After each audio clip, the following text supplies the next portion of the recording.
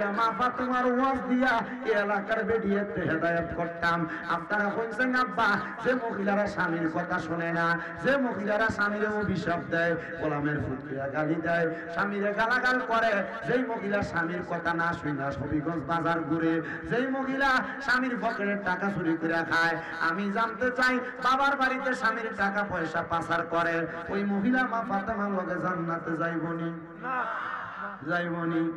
তবে মহিলা তোমার জামাই যদি কিপটা হয়, জামাইয়ের পকেটের টাকা চুরি করে খাইবা গুনাহ হইতো না।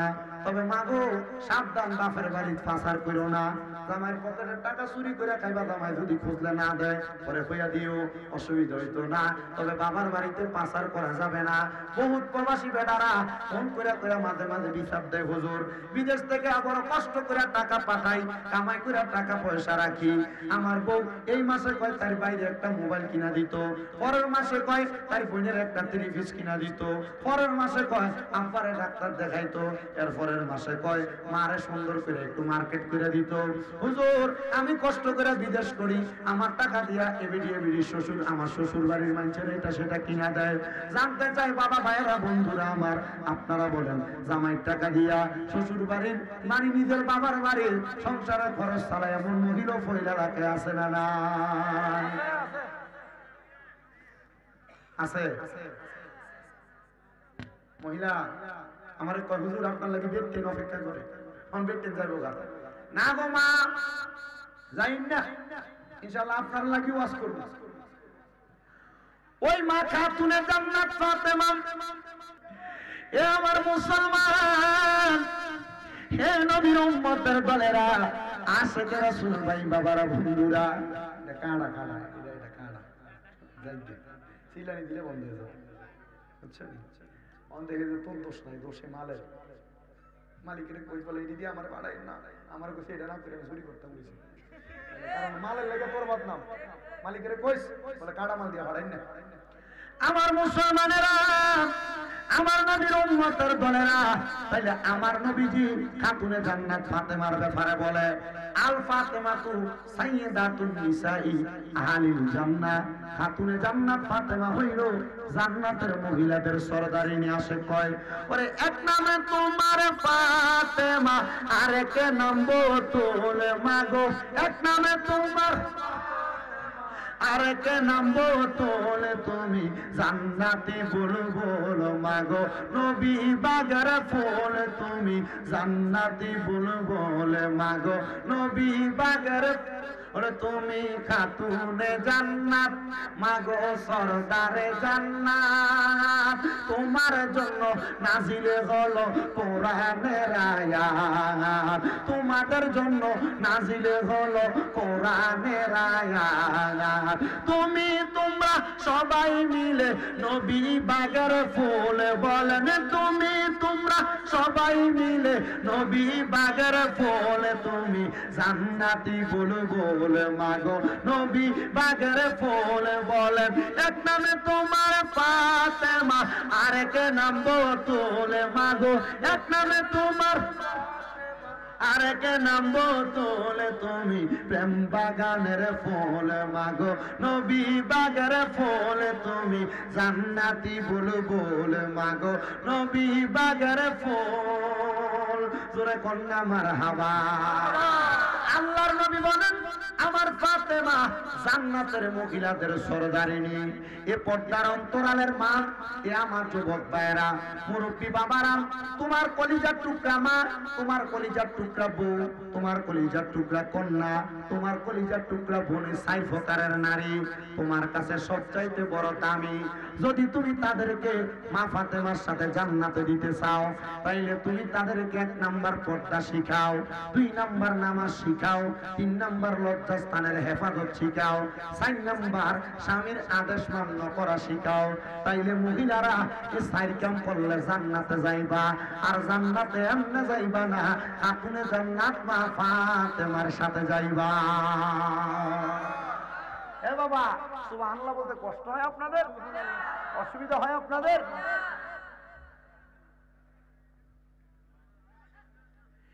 যেই মহিলারা তাদের স্বামীকে গালাগাল করেন,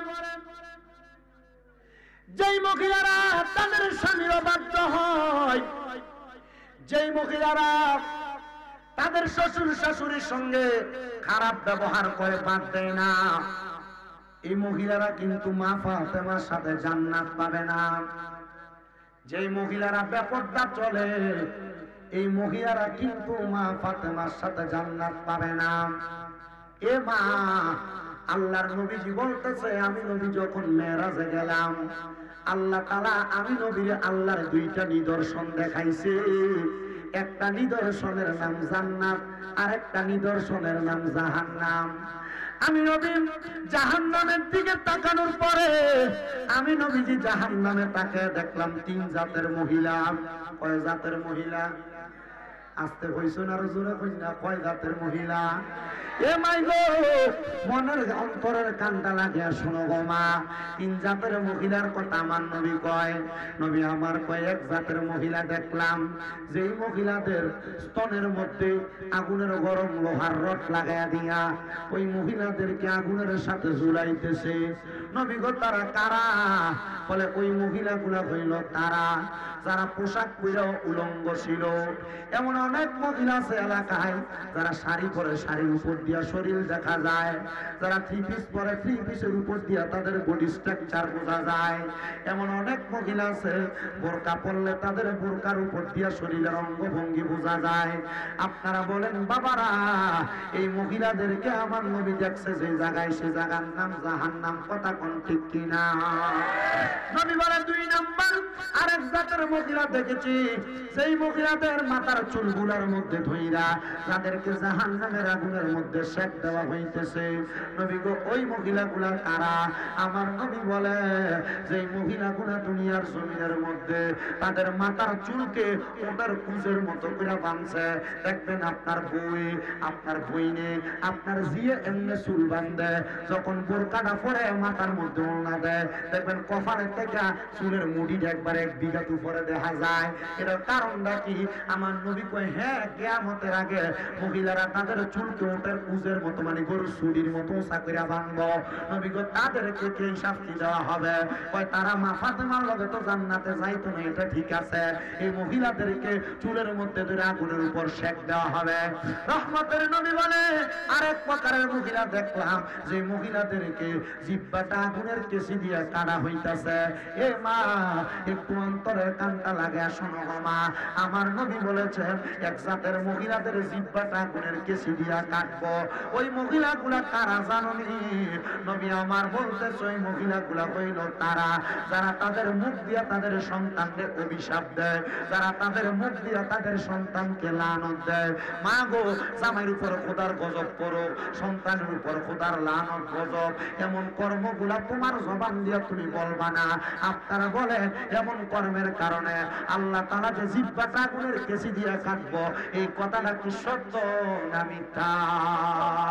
এ মুসলমান, খাতুনে জান্নাত মা ফাতেমাতুজ জাহরা রাদিয়াল্লাহু তাআলা আনহা বলেন, আমার নবীজি একদিন আরবের নগরী উহুদ পাহাড়ের একবার কন্যার মাথা বরাবর আমার নবীজি চোখ মুবারকের পানি মুবারক গুলা ফালায়া দিয়া দিয়া কান্দে। আমি আমার আব্বা জানকে বললাম, ও আমার আব্বা জান, আপনি কেন চোখের পানি গুলা ফালায়া দিয়া দিয়া কান্দেন? আমার আব্বা জান আমার ডাক দিয়া কয়, এ খাতুনে জান্নাত ফাতেমা, আমি কান্না করার কারণ হইল একটা। কেন কান্দি জানো রে? ও আব্বা জান, কেন কান্না করেন? বলে আমার উম্মতের মধ্যে 2 জাত আছে, 1 জাত পুরুষ মানুষ, 1 জাত নারী মানুষ। পুরুষ মানুষরা তাদের বুদ্ধার কারণে যদিও মাপ পাওয়া যায়, কিন্তু নারীরা আল্লাহ তাআলা তো তাদেরকে বাবা আদম আলাইহিস সালাতু ওয়াস সালামের বাম পাজরের বাঁকা হাড্ডি দিয়া বানাইছে। এই মহিলারা কেমনে বাঁচবো? আমি নবী এটার জন্য কান্নাকাটি করি। আর তুমি জান্নাত ফাতেমা কয়, আব্বা আপনার কথা মোতাবেক আপনার নারী সকল উম্মতের জান্নাতের ঠিকাদারের দায়িত্ব আমি ফাতেমা নিয়ে নিলাম। আস্তে কইছেন সুবহানাল্লাহ না? সুবহানাল্লাহ।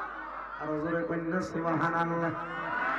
এ মুসলমান ইমানদার, এবার আল্লাহ কোরআনে আয়াত নাযিল করেছেন, বিসমিল্লাহির রহমানির রহিম, কুল লা আসআলুকুম আলাইহি আজরান ইল্লাল মাওয়াদ্দাতা ফিল কুরবা।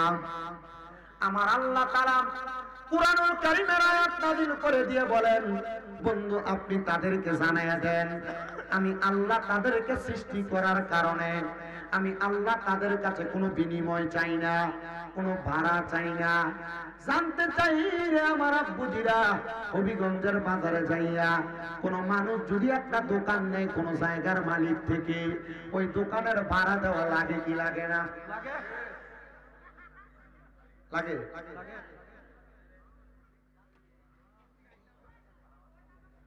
এ মুসলমান ইমানদার, আল্লাহ বলে হাবিব আপনি তাদেরকে জানিয়ে দেন আমি আল্লাহ তাদের কাছে কোনো আলু তাদের কাছে কোনো চাহিদা প্রকাশ করি না, ভাড়া চাই না, বিনিময় চাই না।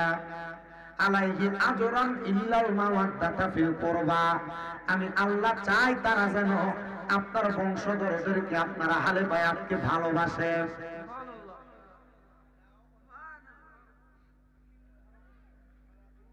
আল্লাহ তাআলা চাইলে যদি কইতো যে বান্দা তোমারে যে আমি খাওয়াই পড়াই এটার জন্য তুমি আমার মাসে মাসে 5000 টাকা দিও, না দিলে জেল হাজত মুসিবত আছে, আপনি দিতেন না? দিতেন নি? আল্লাহ তো আমি কোনো ভাড়া চাই না। আল্লাহ কি চান বলে ইল্লা মাওয়াদ্দাতা ফিল কুরবা, তবে নবী আপনার নিকটবর্তী যারা তাদের ভালোবাসা চাই, তাদের মোহাব্বত চাই। সাহাবায়ে কেরাম প্রশ্ন করি ইয়া রাসূলুল্লাহ, নবী গো আপনার কাছে জানতে চাই আপনি বলেন না, আপনি বলেন না আপনার বংশধর কারা? আমার নবী বলেন আমার বংশধর হলো তারা। ও মায়ার নবী তারা কারা?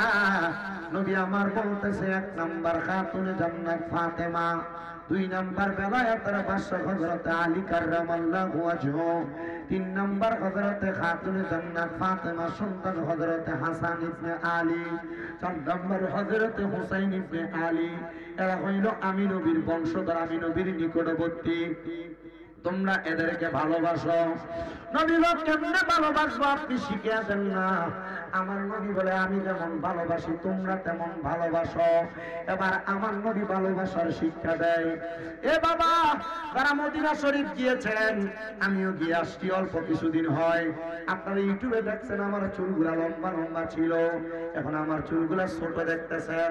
মাত্র 3 মাস হয় আমি মদিনা শরীফ জিয়ারত করে আসছি। মদিনা শরীফ থেকে একটু ডাইন কর্নার বরাবর কেবলা বরাবর 310 নাম্বার একটা গেট আছে। এই গেটটা দিয়া যদি ডান দিকে একবার কর্নার বরাবর হাঁটা হয়, একটু সামনের দিকে গেলে একটা মসজিদ আছে, মসজিদে কোবা, যে মসজিদের ভিতরে 2 রাকাত নামাজ পড়লে একটা উমরা হজের সওয়াব হয়। এই কোবা মসজিদ এবং মদিনা শরীফের মাঝ বরাবর একটা মদিনা শরীফের পুরাতন রেল স্টেশন আছে।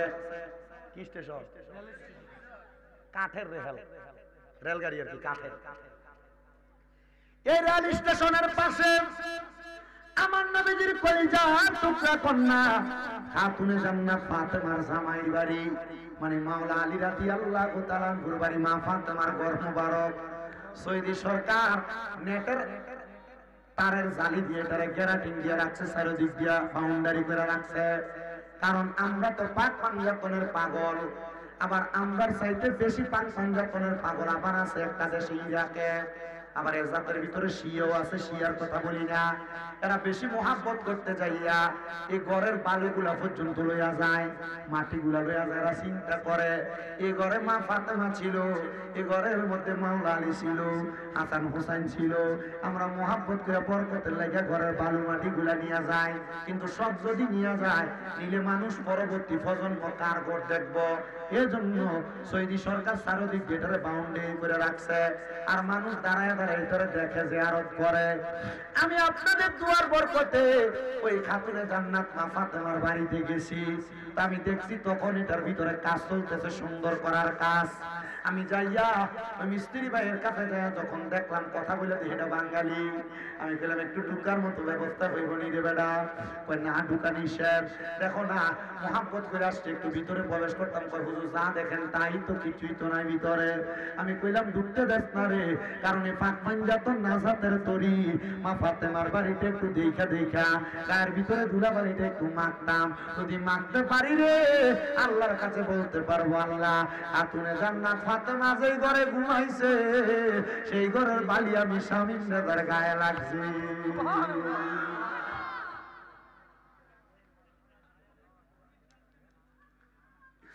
আমার মুসলমান ইমানদার নবী আমার বলে, জগৎবাসীরা শীতের সকাল বেলা আমি নবীজি ফজরের নামাজ পড়িয়া সপ্তাহে একদিন এই রাস্তা দিয়ে হাইটা হাইটা যাইতাম কুবা মসজিদে। নবী আমার বলে সকাল বেলা আমি নবীজি কালো রঙের একটা পশমি চাদর, কি রঙের কথা কয় না রে, কালো রঙের একটা পশমি চাদর লাগাই আমার নবী বলে আমি খাতুনে জান্নাত ফাতেমার বাড়ির দিকে রওনা করলাম। রওনা করার পর আমি নবী সালাম প্রদান করলাম, আসসালামু আলাইকুম ওয়া রাহমাতুল্লাহি ওয়া বারাকাতুহু। আমি সালাম দেওয়ার পরে ঘরের দরজার সামনে আইসা ওয়া আলাইকুমুস সালাম বললাম, আর ফাতেমা দরজা খুলে দেয়। দরজা খুলে দেওয়ার পরে আমি নবীজি খাতুনে জান্নাতের ঘর মোবারক হুজরা মোবারকে প্রবেশ করলাম। প্রবেশ করার সাথে সাথে রে ও জগৎবাসীরা আমি নবীজির শরীর মুবারকের চাদর মুবারকটা তো আমার গায়ে লাগানো। আমি নবী কি করলাম, আমার চাদর মুবারকটা এমন ভাবে মেইলা ধরলাম, মেইলা ধইলা বললাম, এ ফাতেমা তুমি আমার চাদরের নিচে প্রবেশ করো। এই হযরতে আলী রাদিয়াল্লাহু তাআলা আনহু তুমি আমার চাদরের নিচে প্রবেশ করো। এ হযরতে হাসান ইবনে আলী তুমি আমার চাদরের নিচে প্রবেশ করো। হযরতে হুসাইন ইবনে আলী তুমি আমার চাদরের নিচে প্রবেশ করো। তারা চারজনকে ভিতরে ঢুকাইয়া আমার নবীজি আবার মাঝখানে, এবার নবীজি মাঝখানে, ইমাম হুসাইন কয়জন, এদেরকে একসাথে বলে পাক পাঞ্জাতন, মানে পাঁচটা পবিত্র দেহ আসে কয় ও মনোবাই ফাঁকেতে পাঞ্জাতন নিরাকারে নিরঞ্জন, এক বস্তুতে দুই রকম বুঝায়, শরীয়তের সতেক নাম তরিকতের নাই মুকাম, হাকিকত বুঝিলে মারফতে পাই রে মন পাগলা মনুরায়। ও তুই ডুব দিলি না পাকে দরিয়ায়, ও তুই ডুব দিলি না সুমু খাইলি না এসকের দরিয়ায় রে মন পাগলা মনুরায়। ও তুই ডুব দিলি না পাকে দরিয়ায়। ও মুমিন ভাই আমার নবীজির সিন্ধু কইয়া মারে পথের তালা দিয়া হাতান উতান রাখছে যাইনে ভাই, মা ফাতেমা শিকলে কইয়া তালাটা রাখছে হাতে কায়া, মা ফাতেমা শিকলে কইয়া তালাটা রাখছে হাতে কায়া, সাবি নিছে আলী মরতু যাই রে মন পাগলা মনুরাই। ও তুই ডুব দিলি না পাকে দরিয়ায়, ও তুই ডুব দিলি না শুভু খাইলি না এসকার দরিয়ায় রে মন পাগলা মনুরাই। ও তুই ডুব দিলি না পাকে দরিয়ায়। একটা জবান বন্ধ রাখবেন না, জবানটা ছেড়ে দিয়ে উচ্চ কণ্ঠে জোরে জোরে কোন আল্লাহু আকবার, আল্লাহুম্মা সাল্লি আলা, ক্যামেরা দেখগুলো সরাও, মাদনা বিয়ানা সরাও, মুহাম্মাদ আল্লাহুম্মা সাল্লি মুহাম্মাদ নবী। মনিটর দয়াল নবীর এশকের আগুন লাইগাছে যার কলি যায়, আইরে প্রাণ ভরিয়া জানাই সালাম ওই নবীজির পাকে রোজায়, আল্লাহুম্মা সাল্লি লেঙ্গা বলেন দিন চালাইতো এতক্ষণ বদনাম হইছে, মুহাম্মাদ নবী সব ঠিক, মাওলানা আমার নবীজি আবার এদেরকে ওনার চাদরের নিচে নিয়ে যখন আমার নবীজি আল্লাহর দরবারে হাত বাড়িয়ে দিছে, নবী আমার ডাক দিয়া কয় আল্লাহ আপনি এদেরকে কবুল করেন, এরা আমার আহলে বায়াত, মারহাবা কন্যা আমার নবী দোয়াটা করছে আরবিতে। আল্লাহর নবী দোয়া করে আল্লাহুম্মা হাউলাই আহলু বাইতি। হাফেজ সাহেব যদি কেউ তাই জিজ্ঞাসা করেন এটা কোরআনের আয়াত। আল্লাহুম্মা হাউলাই আহলু বাইতি। আল্লাহর নবী দোয়া করে আল্লাহ আপনি এদেরকে কবুল করেন, এরা আমার আহলে বায়াত। নবী যখন এই দোয়া করছেন এমন টাইমে আমার নবীজির একজন স্ত্রী আইসা আমার নবীজির চাদর মোবারকটা এভাবে তোলা দিয়া নবীজিরে ডাক দিয়া কয় নবী গো আমার মনটা চাইছে আমি চাদরটার নিচে ঢুকতাম। আমার নবী কয় গো স্ত্রী এই পাঁচজন বরকতওয়ালা আপনি আপনার জায়গায় সম্মানিত আর তারা তাদের জায়গায় সম্মানিত। এই টাইমে আমার আল্লাহ একটা কোরআনের আয়াত নাজিল করছে। আমার আল্লাহ কোরআনের আয়াত নাজিল করে ডাক দিয়া কয় বিসমিল্লাহির রহমানির রহিম ইন্নামা ইউরিদুল্লাহু লিয়ুযহিবা আনকুমুর রিজসা আহলাল বাইতি ওয়া ইউতাহহিরাকুম তাতহীরা। আমার নবী এই আয়াতে কারিমা জানিয়ে দেয় আল্লাহ তাআলার ঘোষণা নবী যারা আপনার বংশধর নিশ্চয় আমি আল্লাহ তাআলা এদের মধ্য থেকে সকল প্রকার অপবিত্রতা দূর কইরা আমি আল্লাহ তাআলা এদেরকে পবিত্র বানায়া দিছি। আরে পাকবান গাতনে এমনে কয় না রে আমার আল্লাহ তাআলা নবীর পরিবারে পবিত্র বানায়া দিছে। এবার আমার নূরের নবী রাহমাতুল লিল আলামিন নবী বলে আমি আমার কলিজার টুকরা সন্তানদেরকে আহলে আওলাদদেরকে বড় ভালোবাসি। নবী এই কথা বইলা নবীর কলিজার টুকরা দুইটা নাতি হাসান আর হোসাইনকে আমার নবীজির কান মুবারকের মধ্যে নিয়ে রাস্তা দিয়ে হাইটা যায়। এমন টাইমে একজন সাহাবী ডাক দিয়া কয় হাসান হোসাইন যে সাওয়ারির উপরে উঠলাম মানে নবীজির উপরে উঠছে যে ডাক দিয়া কয় হাসান হোসাইন গো যে সাওয়ারির উপরে উঠলা সাওয়ারিটা বড় দামি। আমার নবীজি ঘাটটা ঘুরাইয়া ডাক দিয়া কয় এ সাহাবী শুইনা লও শুধু সাওয়ারি দামি না সাওয়ারের উপরে যে সাওয়ারি উঠছে তারা দুইজন দামি। বলে কেন গো? বলে নবী নন্দিনী কলিজার টুকরা নবীজির কলিজার টুকরা নাতি মা ফাতেমা তু জহরা নবীজির কলিজার টুকরা কন্যা সন্তান এরা দামি হবে না আর দামিটা হবে কি? আমার নবী রাহমাতুল লিল আলামিন নবীজি ডাক দিয়া কয় জগতের মানুষ আমার খাতুনে জান্নাত এত দামি আমার ফাতেমা এত দামি। হযরতে ফাতেমা ওনার কলিজার টুকরা দুইটা সন্তানকে আমি নবীজির উম্মতের জন্য হাওলা করে দিছে। বলে হুজুর কেমনে গো? আমার নবীরে 3 দিন পর্যন্ত মদিনাতে টুকায়া পাওয়া যায় না। রহমতের নবীর সাহাবী হযরত ওমর রাদিয়াল্লাহু তাআলা ডাক দিয়া কয় এ মদিনার কাফেরেরা যদি রহমতের নবীরে খুঁজা না পাওয়া যায় তাহলে একটা কাফেরের গর্দান থাকবে না। আমি ওমরের তরবারি থেকে একজনও বাঁচতে পারবা না। ওমর রাদিয়াল্লাহু তাআলা তো গরম সাহাবী ছিলেন, উনি এমন গরম মেজাজের ছিলেন উনি ওই দুনিয়ার জমিনের মধ্যে যে রাস্তা দিয়ে হাঁটতেন শয়তান পর্যন্ত সেই রাস্তার কাছেও পর্যন্ত যাইতেন না। নবীর ওই সাহাবীরে এমন ভাবে ভয় পাইতেন জবান খুলে জোরে জোরে বলেন আল্লাহু আকবার। এ মুসলমান ইমানদারেরা নবীর উম্মতের দলেরা গভীর মনোযোগ দিয়ে বয়ানটা শ্রবণ করার চেষ্টা করবেন গো আমার বাবারা। আমার রহমতের নবীকে যখন খুঁজে পাওয়া যায় না হযরতে আবু বকর সিদ্দিক একদিকে খুঁজে বেড়ায়, ওমর ফারুক একদিকে খুঁজে বেড়ায়, ওসমান বিন নুরাইন একদিকে খুঁজে বেড়ায়, মাওলানা আলী একদিকে খুঁজে বেড়ায়। নবীরে কোথাও পাওয়া যায় না। খবর পাইছে আমার নবীজি পাহাড়ের গুহার মধ্যে কান্নাকাটি করে।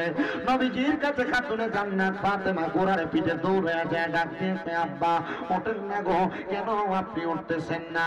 আমার নবী উম্মতি উম্মতি বলে কান্দে।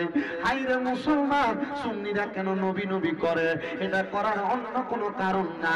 সুন্নিরা জানে নবী সারা জীবন উম্মতি উম্মতি বলে কান্দছে, এখনো রওজা মুবারকে উম্মতি উম্মতি বলে কান্দে। এই জন্য সুন্নিরা নবী নবী করে কান্দে। নবী উম্মতের পাগল আর উম্মত দয়াল নবীজির পাগল। ওরে উম্মতেরই মায়াই নবী কান্দেন যারে যার মাফ করে দাও হে আল্লাহ উম্মতে গুনাহগার বলে মাফ করে দাও হে আল্লাহ উম্মতে গুনাহগার বলেন উম্মতেরই মায়াই নবী কান্দেন যারে যার উম্মতেরই মায়াই নবী কান্দেন যারে যার মাফ করে দাও হে আল্লাহ উম্মতে গুনাহগার বলেন মাফ করে দাও ও হে আল্লাহ উম্মত গুনাহগার মা আমিনার কোলে যখন এলেন নবীজি সেজদায় পড়িয়া কাঁদেন উম্মতি উম্মতি উম্মতি উম্মতি বলেন আল্লাহ রাব্বানা মাহবুব আমার শোনো না বলেন আল্লাহ রাব্বানা মাহবুব আমার শোনো না গুনাহগার উম্মতের জামিন পাকে সরওয়ার মাফ করে দাও ও হে আল্লাহ উম্মত গুনাহগার বলেন মাফ করে দাও ও হে আল্লাহ উম্মত গুনাহগার ওরে উম্মতের মায়াই নবী কান্দন জারে জার মাফ করে দাও ও হে আল্লাহ উম্মত গুনাহগার একটা জবান বন্ধ রাখবেন না জবানটা ছেড়ে দিয়ে উচ্চ কণ্ঠে জোরে জোরে কোন আল্লাহু আকবার খান্দইতে বইতে খান্দে কোনানো বইতে তোমরা অর্ধেক যা অর্ধেক ওয়াজুন অর্ধেক যাও কি আর যারা খারাইছে তারা বইতে এরা কই যাইব না সামনে আগে বইতে কোনানো বইতাম কইছাই একজন খান্দে উঠতে যাও হইছে আলহামদুলিল্লাহ কইলের মানুষ ওয়াজুনে ঠিক না নি সবাই নবীর পাগল ঠিক কি না এজন্য এত মানুষ আসছে দেখি তো কারা কারা আসছেন ডান হাত তুলে দেখো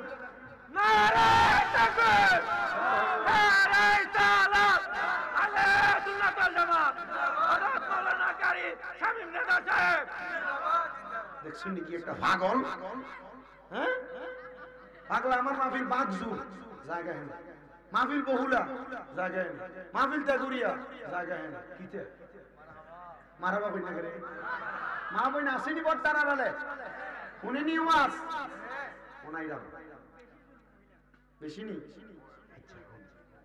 আপনার কষ্ট হইতাছে বাবা না না অসুবিধা হইতাছে সাদিছি নি সবাই একটু দূরে শরীফ পড়েন সালাতুন ইয়া সালামুন ইয়া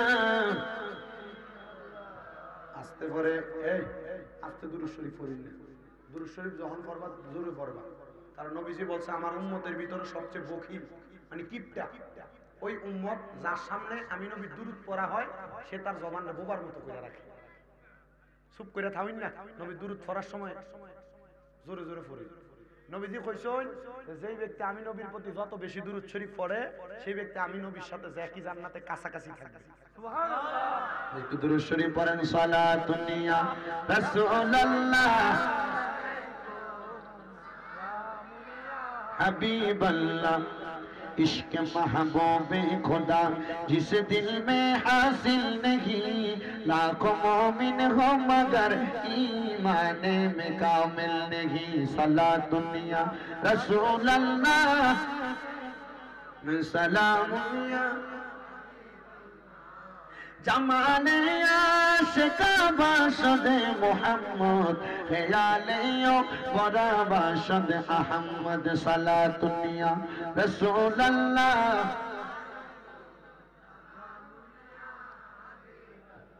মদিনার মাটি যদি হইতাম নূর নবীরে বুকের মাঝে রাখিতাম সালাতুনিয়া রাসূলুল্লাহ আলাইকুম সালামুনিয়া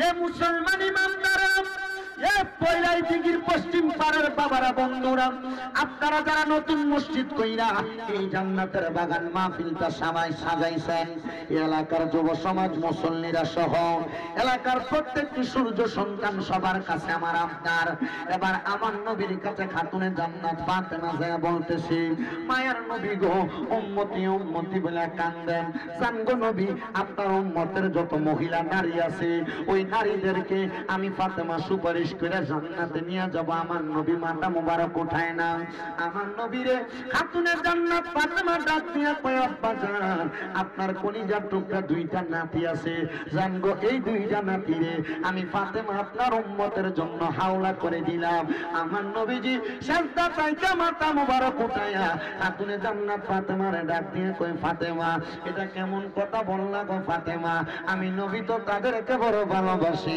আর আমার আল্লাহ তাআলাই হোসেন আমার হযরতে ইমাম হোসেন রাদিয়াল্লাহু তাআলা আনহুর রক্ত মুবারকের বিনিময়ে আমার আল্লাহ তাআলা আমার কলিজার টুকরা উম্মতদেরকে maaf করে দিবে। এইজন্য আশিক সুরে সুরে লেখে মা ফাতেমার নয়নে মনি হযরত আলী জান, মা ফাতেমার নয়নে মনি হযরত আলী জান। ইমাম হোসেন শহীদ হলো কারবালার ময়দান, ইমাম হোসেন শহীদ হলো দয়াল নবীর জবানে কারবালার বয়ানে, দয়াল নবীর জবানে কারবালার বয়ানে। আওলাদে রাসূল শহীদ হবে হাদিসে প্রমাণ, ইমাম হোসেন শহীদ হলো কারবালার ময়দানে। মা ফাতেমার নয়নে মনি হযরত আলীর জান, বলেন মা ফাতেমার নয়নে মনি হযরত আলীর জান। ইমাম হোসেন শহীদ হলো কারবালার ময়দানে। ওই দয়াল নবী ইমাম হোসেন শহীদ হলো কারবালার ময়দানে। ঈদের দিনে নতুন পোশাক পরলো সকলে, হাসান হোসেন কান্দে নানা পোশাক দাও বলে। দয়াল নবী করেন দোয়া ওগো রাব্বানা, জান্নাত থেকে কুদরতেরই পোশাক পাঠাও না। লাল সবুজের সেই পোশাকে কারবালার ঈশান, লাল সবুজের সেই পোশাকে কারবালার ঈশান। ইমাম হোসেন শহীদ হলো কারবালার ময়দানে, ইমাম হোসেন শহীদ হলো কারবালার ময়দান। বলেন মা ফাতেমার নয়ন মনি হযরত আলীর জান, বলেন মা ফাতেমার হযরত আলীর আনে। ইমাম হোসেন শহীদ হলো কারবালার ময়দান, জোরে কয় না ইমাম হোসেন শহীদ হলো কারবালার। এ মুসলমান, ওই মা ফাতেমার ইমাম হুসাইন এখনো দুনিয়াতে জন্ম নেয় নাই। খাতুনে জান্নাত মা ফাতেমা বিবাহের উপযুক্ত। মক্কা নগরীর, মদিনা নগরীর, হেজাজ আল হারামাইন নগরীর বড় বড় বাদশারা নবীর কাছে খবর পাঠায়, নবী আপনার কন্যা ফাতেমা তো প্রাপ্ত বয়স্কা, আপনার কন্যা খাতুনে জান্নাত ফাতেমারে বিবাহ দেওয়ার জন্য আমাদের সন্তানেরা এখনো পর্যন্ত প্রস্তুত গো নবী। সম্পদের অভাব নাই, টাকার অভাব নাই, কোনো কিছুর অভাব নাই। নবী গো আপনার কন্যা ফাতেমারে আমার সন্তানের সাথে বিবাহ দেন না। বাদশারা আয়েশা নবীর কাছে বলে, রাজারা আয়েশা নবীর কাছে বলে। মক্কা মদিনার বড় বড় ব্যবসায়ীরা আমার নবীরা ডাক দিয়া কয়, আপনার কন্যা খাতুনে জান্নাত ফাতেমারে এদের সাথে বিবাহ দিবেন নি গো নবীজি। নবী আমার ডাক দিয়া কয়, না রে জগতের মানুষের দলেরা, আমি নবী নিজে থেকে কোনো কর্ম সম্পাদন করি না। আমি নবী যা করি স্বয়ং আমার আল্লাহ তাআলার আদেশ। আর আমি নবী যদি নিজে থেকে কোনো কিছু করি, এই কর্মটারে আমার আল্লাহ উম্মতের জন্য ধর্ম বানায়া দেয়। নবীজির কর্ম উম্মতের জন্য কি? জোরে কন্যা রে, নবীজির কর্ম উম্মতের জন্য কি? ধর্ম বানায়া দেয় রে ধর্ম। নবী আমার কয়, জগতের মানুষের দলেরা আমার খাতুনে জান্নাত এমনি বিবাহ দেওয়া হবে না। আমার খাতুনে জান্নাত যখন বিবাহ দিব, আমার আল্লাহ তাআলার ইশারায় আমি বিবাহ প্রদান করব। নবী আমার খাতুনে জান্নাতের বিবাহের জন্য যখন দেখলেন চারদিকের লক্ষ লক্ষ, চারদিকের হাজার হাজার পুরুষের দলেরা, সম্পদওয়ালারা তাদের ছেলের সাথে বিবাহ দিতে প্রস্তাব দেয়, আমার নবী ডাক দিয়া কয়, এ মক্কা নগরী, মদিনা নগরী, হেজাজ অঞ্চলের মানুষেরা, তোমরা যেহেতু তোমাদের সন্তানের সাথে বিবাহ দিতে চাও, আগামীকালকে আসরের নামাজ, ফজরের নামাজের পরবর্তী সময়ে তাদেরকে বলবা আমি নবীর মসজিদের মধ্যে হাজির হওয়ার জন্য। সবাই মসজিদে নববীর মধ্যে হাজির, আমার নবীজির কলিজার টুকরা কন্যাকে বিবাহ করবে। এত সুন্দর সুন্দর সুদর্শন পুরুষ, কিন্তু খাতুনে জান্নাত ফাতেমারে আমার নবী একবারও জিজ্ঞাসা করতেছেন না। কারণ খাতুনে জান্নাত জানে বাবা যেটা নির্ধারণ করবে বাবার পছন্দ হবে শ্রেষ্ঠ। কারণ শ্রেষ্ঠ নবীর শ্রেষ্ঠ কন্যার জন্য স্বামীটাও লাগবে শ্রেষ্ঠ। ওই স্বামীটা কেমন জাননি? ইসলামের চতুর্থ খলিফা হযরতে মাওলানা আলী মুশকিল কুশা। এখনো তিনি হয় নাই রে বাবা, এখনো তিনি হয় নাই। সকল সাহাবায়ে কারাম মক্কা মদিনার অনেক লোক হাজির হয়ে গেছে। নবী আমার বলে তোমরা আল্লাহ তাআলার কোরআন যেহেতু নাজিল হয়ে গেছে, এই কোরআনুল কারীমের প্রথম থেকে শেষ পর্যন্ত তেলাওয়াত কইরা যে ব্যক্তি আগে শেষ করতে পারবা তার কাছে আমি আমার কন্যা ফাতেমারে বিবাহ দিব। এমন টাইমে নবীজির ইসলামের চতুর্থ খলিফা হযরতে মাওলানা আলী রাদিয়াল্লাহু তাআলা আনহু হাজির হয়ে গেছে। ডাক দিয়া বলতেছে, এই জগতের মুসলমানের দলেরা, এই নবীর উম্মতের দলেরা, একটু মনোযোগ দিয়ে শ্রবণ করার চেষ্টা করেন রে বাবারা। যেহেতু আমাকে সাবজেক্ট দিয়েছেন খাতুনে জান্নাতের জীবনী, মা ফাতেমার জীবনী, আমি চেষ্টা করতেছি ওনার জীবনী থেকে দুই একটা কথা বলার জন্য। খাতুনে জান্নাত ফাতেমাতুজ জাহরা রাদিয়াল্লাহু তাআলা আনহুর কলিজার টুকরা স্বামী মানে নবীজির চাচাতো ভাই হযরতে আলী রাদিয়াল্লাহু তাআলা আনহু এমন টাইমে মসজিদে নববীর মধ্যে হাজির। ডাক দিয়ে কই, ওগো দয়াল নবী, আপনি যে সবাইকে ডাকলেন কারণটা কি? বলে কারণ হইল যেই ব্যক্তি সর্বপ্রথম কোরআনুল কারীম সম্পূর্ণ তেলাওয়াত করতে পারবে তার কাছে আমার কন্যা খাতুনে জান্নাত ফাতেমারে বিবাহ দেওয়া হবে। হযরত আলী রাদিয়াল্লাহু তাআলা আনহু তাকিয়ে দেখে অনেকে কোরআন শরীফের প্রথম অংশ পড়ে, অনেকে কোরআন শরীফ তেলাওয়াতের সূরা বাকারা তেলাওয়াত করে, অনেকে তেলাওয়াত করতে করতে সামনের দিকে আগায়। হযরত আলী কাররামাল্লাহু ওয়াজহু আপনা তুইলা ডাক দিয়ে কই, ইয়া রাসূলুল্লাহ, আমার কোরআনুল কারীমের তেলাওয়াত সম্পূর্ণ হয়েছে। সবাই অবাক হয়ে গেছে। এর হযরত আলী রাদিয়াল্লাহু তাআলা আনহু, তুমি যে সবার শেষে আগমন করলা, কেমনে পড়ে শেষ করলা? আমার নবীজি মুস্কি মুস্কি হাসে। সবাই বলতেছে, নবী গো না, হযরত আলী তেলাওয়াত শেষ করতে পারে নাই, আমরা ওনার আগে আইসা পড়া শেষ করতে পারি নাই। হযরত আলী কেমনে শেষ করে ফেলল গো নবী?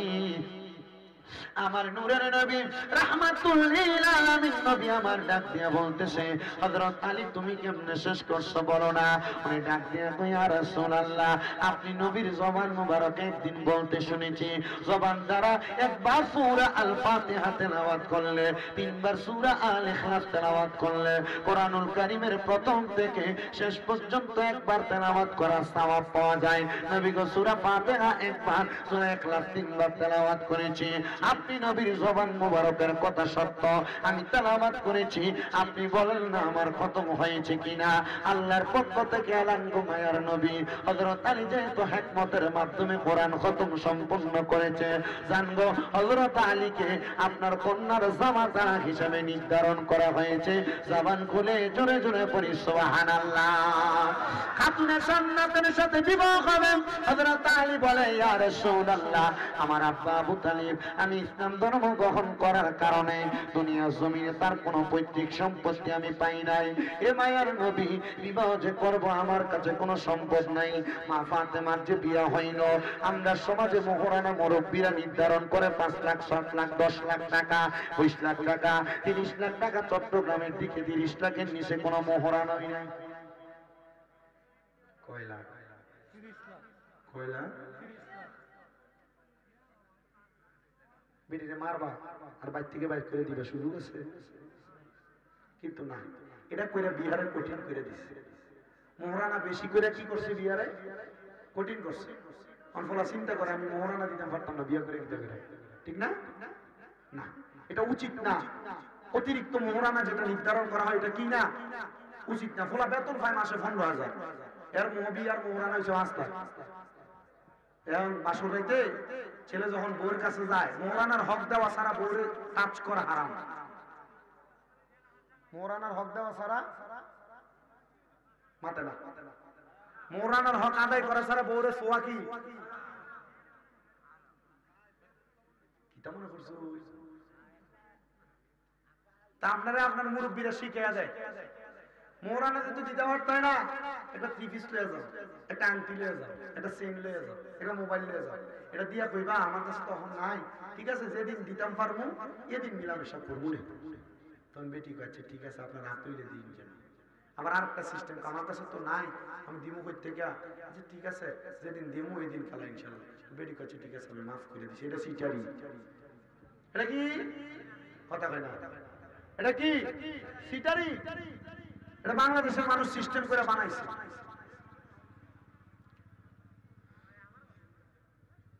কারণ আপনার বিয়ে করার সময় আপনি যান, আপনার সামর্থ্য 2 লাখ, আপনি বিয়ে করতে যান 2 কোটি টাকার মালিকের মাইয়া, তখন এরা মোহরানা লেহে বেশি।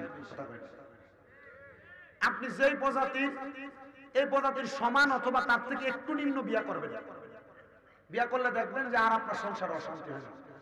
আপনি আনছেন তো পয়সা লাগবে না, আপনি যে কম টেহা দিয়ে এটা সেটা দেন, তখন আপনার এমনি খামসা দিয়ে ধরে। আপনি ফোলা বিয়া করেন, মোহরানা 4 লাখ কই ঠিক, কিন্তু আপনি যৌতুক লোন 2 লাখ, যৌতুক লোন মোটরসাইকেল, যৌতুক লোন আপনার ফোলারে বিদেশ ছাড়াই দেন, তখন আর আপনি ফোলারে বিয়া করেন না, বিয়া দেন। তখন আর ফুতের বউ আপনার সাথে বিয়ের মতো আচরণ করে না, চাকর চাকরানির মতো আচরণ করে। কথা কয় না কেন? কথা বলেন না কেন? আমি মনে করি আর কি, যে বেটারা যৌতুক লে বিয়া করে, এই যৌতুক লোয়ার সাথে ভিক্ষা করা তার লেগে আরো ভালো।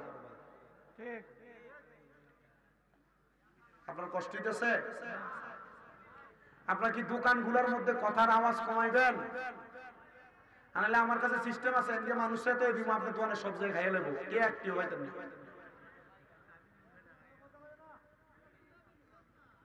তো কিরে গেছে নাকি দাদানি খাইতো, লবণ কম হচ্ছে তো, হ্যাঁ কয় না শোনা যায়।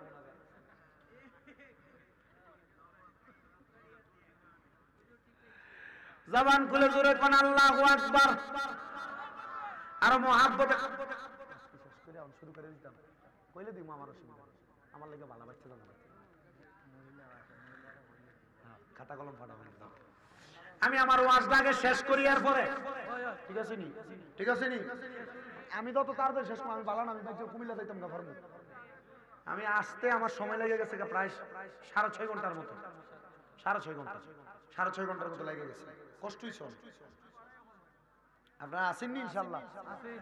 পিছনে তারা আসেনি, মারহাবা আছে তো, জালালি সাহেব চলে এসে ইনশাল্লাহ আপনারা নিয়ে ওয়াজ করবা, সুন্দর ওয়াজ করবা, রাজি আসেননি আপনারা ইনশাল্লাহ? এ আমার মুসলমানেরা, খাতুনে জান্নাত ফাতেমার বিবাহ হবে, কি মোহরানা দিল মাওলা আলী রাদিয়াল্লাহু তাআলা ডাক দিয়া কই, ইয়া রাসূলুল্লাহ কিছুই তো নাই। হযরত ওসমান জিন নুরাইন রাদিয়াল্লাহু তাআলা কয়, এই নো আমার তরবারিটা দিয়া দিলাম, এটা বাজারে বিক্রি করে তুমি বিবাহের কার্য সম্পন্ন করো। মারা তরবারি দিয়া দিছে নবীজির কলিজার টুকরা সাহাবী হযরত আমির হামজা, উনি বলেন আমি আমার বুক বন্ধা দিয়া দিলাম, এ আলী নাও আমার বুক বন্ধা বিক্রি কইরা বিবাহের কার্য সম্পূর্ণ করো। আমার আলী রাদিয়াল্লাহু তাআলা খাতুনে জান্নাতের জন্য নতুন কাপড় কিনা, নতুন জামা কিনা খাতুনে জান্নাতে বিবাহ করবে। আর আমার নবীজি হযরত আলী রে খাতুনে জান্নাতের বিবাহের সময় একটা আটা ভাঙ্গার জাতা দিবেন উপহার, আটা ভাঙ্গার জাতা। শুধু তাই না রে, একটা পালং দিবেন খেজুর পাতা দিয়া বুনা। শুধু তাই না রে, আমার রহমতের নবীজি আরো ছোট ছোট অনেকগুলা পিড়ি দান করেছেন হযরত আলীকে। এগুলা মাওলা আলী রাদিয়াল্লাহু তাআলা করে খুশি হইয়া আমার নবীজি হাদিয়া প্রদান করেছে, বলেন সুবহানাল্লাহ।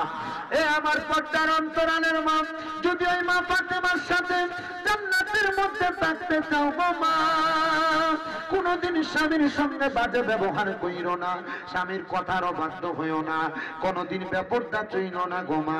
মনে রাখবা গো মা, খাতুনে জান্নাত ফাতেমাতুজ জাহরা রাদিয়াল্লাহু তাআলা আনহা, তুমি মা জননীরে নিয়ে জান্নাতে যাবে, তোমারে সারা যাবে না, এটা ওনার ওয়াদা। ওই খাতুনে জান্নাত ফাতেমাতুজ জাহরা যখন দুনিয়া থেকে বিদায় হয়ে গেছেন, আমার নবীজির কলিজার টুকরা হযরতে হাসান হুসাইন রাদিয়াল্লাহু তাআলা কারবালার ময়দানের মধ্যে শাহাদাত বরণ করবে 9 মুহররমের রাত বেলা। হুসাইন রাদিয়াল্লাহু তাআলা স্ত্রী হযরতে সাহারা বানর রান মুবারকের উপরে আমার নবীজির নাতি হাসান হুসাইন রাদিয়াল্লাহু তাআলা আনহু উনি বলেন আমি তার রানের মধ্যে উরুর মধ্যে মাথা রাইখা আমি কোরআন তেলাওয়াত করতেছিলাম। কোরআন তেলাওয়াত করতে করতে আমি ঘুমায় গেছি।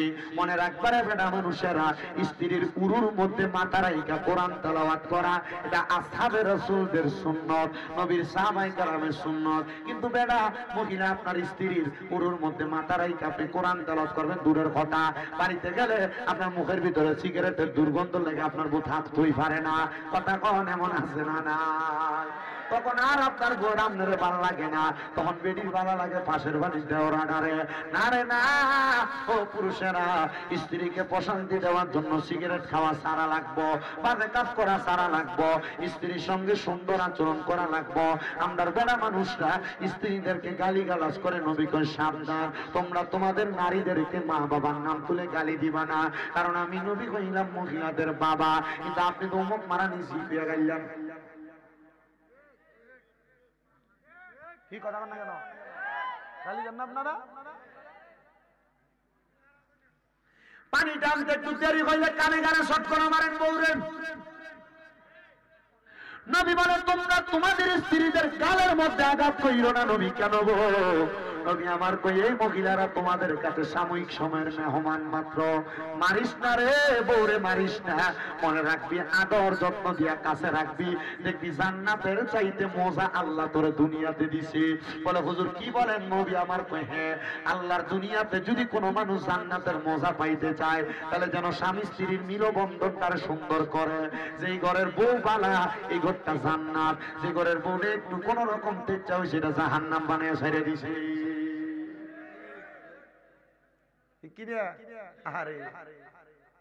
আজকে আমাদের কুমিল্লার এক ছেলে পরিবারের এই চাপের কারণে ফাঁসি দিয়ে মরে গেছে। ইসলাম আসি তোর জীবনের দাম আছে, বউ বালা না হইলে তার বাপের বাড়িতে বিচার দিস, এরপরে যদি না হয় বিছানা আলাদা করে দিস, এরপর যদি না হয় কোন রকম একটা সমাধান করার চেষ্টা করিস, ফাঁসি দিস না। অনেক মহিলারা স্বামীর অত্যাচারে ফাঁসি দিয়া দেয় না, দিস না মা, এটা করিস না।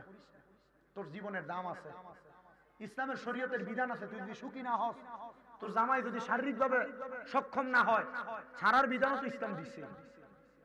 সিস্টেম আছে বাংলাদেশে, ওইভাবে মিলামেশা করিস। তবে মা যদি বাচ্চা থাকে, বাচ্চাটার দিকে তাকায় হইলো কষ্ট করে সংসারটা করিস। কথা কোন না কেন? আপনারা মনে হয় না যে আমার ওয়াজ থেকে কিছু বুঝতেছেন, কিছু শিখতেছেন? আমার ওয়াজের সিস্টেম এটা। আমি কিন্তু আলেম না, মাত্র কামেল প্রথম বর্ষে পড়ি, আলেম হওয়ার পথে। তবে আমি তবু আমি যদি কামেল পাশও করি, আমি আমার আলেম কইতাম না, আমি আমার ছাত্র করি। আপনারা দোয়ায় আমার এখনো 6টা মাদ্রাসা, 6টা। আমার মাদ্রাসার ভিতরে 1170 জন ফলাফাইল, 1170 জন ফলাফাইল ফলে দিয়ে আইতে গেলে এলাকাটা ঘোরা ফিরে যাইতো না।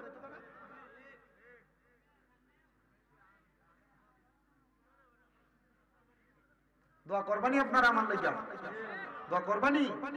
আমি এই যে মক্কা যাই আসছি, আমি মক্কার গিলাফে দূরে কাঁদছি, আল্লাহ আমার বড় স্বপ্ন আমার মাদ্রাসার ফলাফাইলটাকে একটা আলেম বানাইতাম। আমার মাদ্রাসার ছোট ছোট যে বাচ্চাগুলা, যেটা বাচ্চারা নুরানিতে পড়ে, এই ফলাটাও কান্দে। আসরের নামাজের পরে আপনি দেখবেন আমার ছোট ছোট বাচ্চাগুলো চোখের পানি ফালায় কান্দে, সারা দেশবাসীর জন্য দোয়া করে।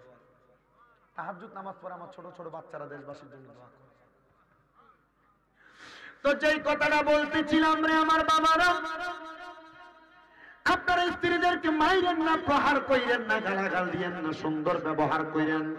আর মা বোনদের কাছে আবদার, স্বামী বাহির থেকে আসে একটু পানি আগায়া দিও মা, স্বামীর সঙ্গে সুন্দর ব্যবহার কইরো, বাড়িতে আসার সাথে সাথে কানে কানে ফুসুর ফাসুর কইরো না।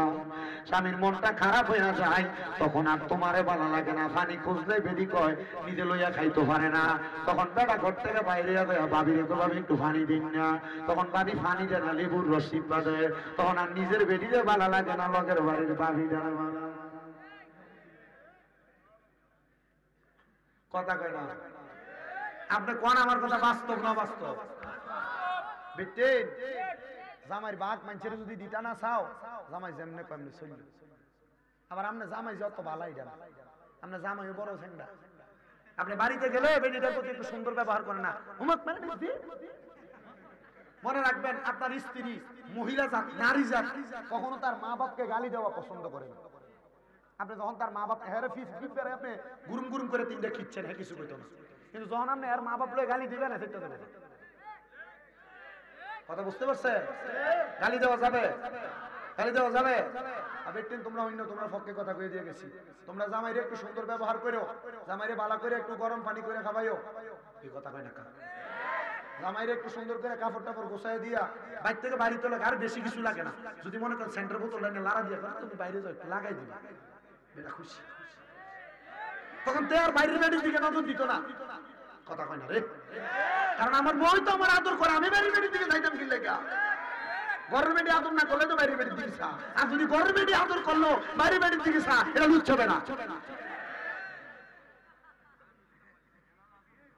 ওয়াজ কামও লাগবো নি, লাগবো নি।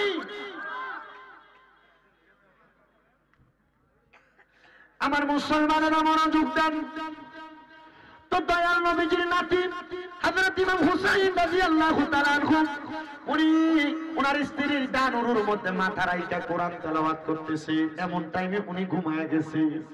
9 মুহররম উনি বলতেছে, আমি ঘুমানোর পরে হঠাৎ করে দেখলাম, হায়রে হযরত সাগরা বনু বলতেছে ইমাম হুসাইন রাদিয়াল্লাহু তাআলা আনহু উনি লাফ দিয়ে উঠছেন। আমি জিজ্ঞাসা করলাম, কেন গো আপনি কেন লাফ দিয়ে উঠলেন, কারণটা কি?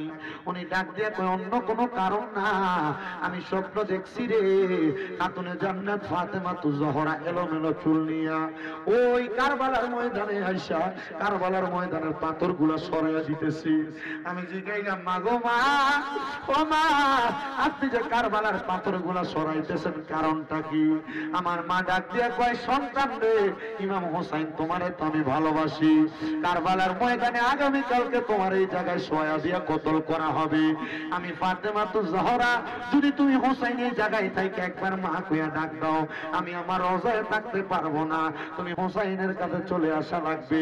এজন্য আমি মা, তুমি সন্তানের এই শোয়ার জায়গাটারে পরিষ্কার করে দিচ্ছি। ও আব্বুজিরা, আপনারা বলেন না আমার মা আমরা ভালোবাসে কি বাসে না? ওরে পৃথিবীতে মায়ের মতো আপন কেউ হবে না, বলেন পৃথিবীতে মায়ের মতো আপন কেউ হবে না। তোমরা কোনো দিনও মায়েরই মনেতে কষ্ট দিও না, তোমরা কোনো দিনও মায়েরই মনেতে কষ্ট দিও না। কত পাপী আছে যে মাকে কষ্ট দেয়, মায়ের মনে কষ্ট দিয়ে অভিশাপ নেয়। আইরে মায়ের মনে কষ্ট দিলে কষ্ট পায় রাব্বানা, বলেন মায়ের মনে কষ্ট দিলে কষ্ট পায় রাব্বানা। তোমরা কোনদিনও মায়েরই মনেতে কষ্ট দিও না, তোমরা কোনদিনও মায়েরই মনেতে কষ্ট দিও না। এ দুনিয়ার মুসলমান, এ নবী উম্মতের দল, আশিক রাসূল ভাই বাবারা, অন্তরের কানটা লাগিয়া শুনো রে, অন্তরের কানটা লাগিয়া শুনো। দুনিয়ার জমিনের ভিতরে ওই মা বাবার মনে কষ্ট দিয়া কোনো সন্তান দামি হইতে পারে নাই। বহু সন্তান আজকে বয়া গেছে রে, আরে তাদের মা বাবা তারারে খাতুনে জান্নাতের মতো ভালোবাসতো, তারার মা বাবা তারারে বড় আদর করতো। এ সন্তানের দল, তোমার মা বাবা বড় কষ্ট করে তোমার মানুষ করছে। কই মাহফিল থেকে বাড়িতে গেলে সবার মুখ দেখবা, কিন্তু মা বাপের মুখটা তো দেখতা না। মা বাপ নি কবরে, অনেক সন্তান আছে রে, মা বাপরে জুদা কইরা দেয়, বাদ দেয় না। বউ কথার কথায় কইছে, তোমরা 2-3 ভাই, তুমি খিল্লেগা মা বাপরে একা ভাত খাওয়াও। এ কথা শুই না সন্তান মা বাপরে আলাদা কইরা দিছ। দে ফুত্তর পাউডি আমার সামনে দে, যদি মা বাপরে আলাদা কইরা থাকস, কোনদিন দমক দিয়া থাকস, আমি তোর পাড়ার মধ্যে জিব্বাটা লাগিয়া পরিষ্কার কইরা দিমু। তবু আদা করবি, ওই মা বাপের কাছে যা মাপ চাইবি। মা বাপের কাছে মাপ না চাইয়া রে, আরে বাংলাদেশের বড় আলেম দিয়া ওয়াজ করাইয়া কোনো লাভ হইতো না। সন্তান মক্কা মদিনা যাইলে লাভ হইতো না, সেজদা দিলে লাভ হইতো না। যদি কেউ কষ্ট দিয়া থাকো এখান থেকে বাড়ি যে মা বাবার বাতুইরা বাতুইরা মাপ চাইবা। ও সন্তান, অনেকে চিন্তা করে হুজুর দুই ঈদের সময় মা বাবার পাশিয়া সালামে তো করি না, মাপ চামো কেমনে? মনে রাখবি রে, মা বাবার পাশ হইলে সন্তানের দাম কমে না, ইজ্জত কমে না, সম্মান কমে না, আল্লাহ তাআলা তার সম্মান ইজ্জত বাড়াইয়া দেয়। ওরে সন্তান, আজকের মাহফিল কবুল হবে কি হবে না এটার গ্যারান্টি আমি দিতে পারতাম না, তবে একটা গ্যারান্টি দিতে পারাম, যদি শোনো আগামীকালকে ফুলের দোকানে বইয়া কোনো মুরব্বী কয় হ্যাঁ শামীম দাদার ওয়াজটা শুই না, আমার পুত্রা বাড়িতে যে আমি আব্বার পাউডার দুইটা মাপ চাইছি, মনে করবা মাহফিলটা কবুল হইয়া গেছে।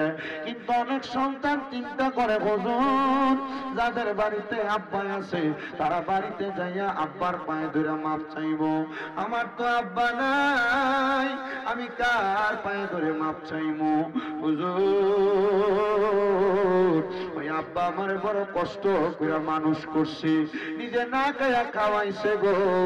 সন্তানের দলেরা আব্বা জান নিজের জন্য দামি কাপড় পরে নাই, নিজে একটা বালা জুতা কিনে নাই, আব্বা জান তোমারে কিনা পরাইছে, এখন তোমার কাছে টাকার অভাব নাই, কিন্তু আব্বার বড় অভাব, আব্বার একটা লুঙ্গি কিনা পরাইতে পারো না, এক জোড়া দামি জুতা কিনা পরাইতে পারো না, আব্বা জান অন্ধকার কবরে। এই সন্তানের দল তোমাদের কাছে আমি আবদার কইরা যাই, ওই আব্বা আম্মার মতো রত্ন যদি বাইচা থাকো রত্নটারে যত্ন করো। অনেকে চিন্তা করে হুজুর যাদের বাড়িতে মা আছে তারা বাড়িতে যাই আমার পায়ে ধরে মাপ চাইবো, আমার তো মা নাই, আমি কার পায়ে ধরে মাপ চাইবো? সন্তানদের তোমার মা তোমারে বড় কষ্ট করে মানুষ করছে, খানা খাইছে না, মা তোমারে বড় কষ্ট করে মানুষ করছে, দামি জামা কাপড় পরছে না, ঈদের দিনেও পুরান কাপড়টা পরে মা ঈদ করছে, কিন্তু তুমি সন্তানদের নতুন জামা কাপড় কিনা দিছে। কই রে, এখন যে তোর কাছে টাকার অভাব নাই, কিন্তু মা ডারে দিয়ে একটা কাপড় কিনা পরাইতে পারস না, পরাইবি কেমনে রে? মাটা দিয়ে অন্ধকার কবরে। আল্লাহ যাদের এমন মা কবরে, আম্মার কবর জান্নাতের বাগান বানিয়ে দাও। অনেক সন্তানের অবস্থা মারে মাটির কবরে শোয়া দিয়ে আসছো, সন্তানের দলেরা চিন্তা করবা না, ওই মারে যদি মাটির কবরে শোয়া দিয়ে আইসা থাকো, মনে রাখবারে সন্তান, আজকে যদি তুমি চোখের মনি কোঠার মধ্যে একটা মাছের মাথা পরিমাণ পানি চাইরা কান্দো, ওই পানি মাটিতে পড়ার আগে আগে আল্লাহ তাআলা তোমার মা বাবার জীবনের গুনাহ মাফ করে দিব। ওরে 3.5 হাত গর্তে ফেলে কেমন করে আইলা চলে, তোমার বাড়ি আইতে দেরি হইলে যেই মা ঘুমাইতো না, ওই কবর দেশে মায়ের পাশে একটু রইলি না রে, কবর দেশে খবর রইলি না।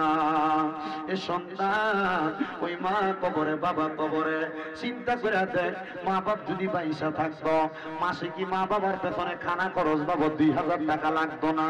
যদি লাগতো রে 12 মাসে তো 24,000 টাকা খরচ হইতো। মারা যদি বাচ্চা থাকতো রে, মা বাপরে যদি 1000 টাকার ফল মাসে কিনে খাওয়াইতি, তাহলে 12 মাসে তো 12,000 টাকার ফল খাওয়ানি লাগতো। মা বাপ তোমার জায়গা জমি দিয়া গেছে, বাড়ি দিয়া গেছে, ক্ষেত দিয়া গেছে,